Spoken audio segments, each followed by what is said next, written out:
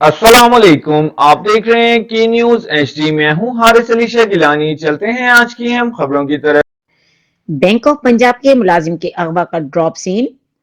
93,000 euro समेत खुद साख्ता drama बेनकाब। मंडी भाउद्दीन की तारीख की सबसे बड़ी रकम बरामद। बैंक ऑफ पंजाब का मुलाजिम अरकम तारिक बैंक से तकरीबन 3 करोड़ रुपए मालियत की गैर मुल्की करेंसी एक्सचेंज में जमा करवाने के लिए रवाना हुआ। ताहम वहां पहुंचने के बाद रूपोश हो गया। बाद अजा मुलजिम की फैमिली की जानिब से 15 पर रकम समेत अगवा की इत्तला दी गई। वाकई की इत्तला मिलते ही डिस्ट्रिक्ट पुलिस ऑफिसर अब्दुल रहीम शिराजी ने मामले का सख्ती से नोटिस लेते हुए अहमद जमाल एसएचओ थाना फालिया को खुसूसी टास्क सौंपा। एसएचओ थाना अहमद जमाल ने अपनी team sub inspector Adnan Ahmed, Arsalan Safdar, Faiz Ranjha, Mohammad Hafeez और मौजम विर्क की हमरा पेशा वराना महारत जदीद तफ्तीशी खतूत और बरूकार लाते हुए खुद साख्ता अगवा की इस वारदात को कामयाबी से ट्रेस आउट किया।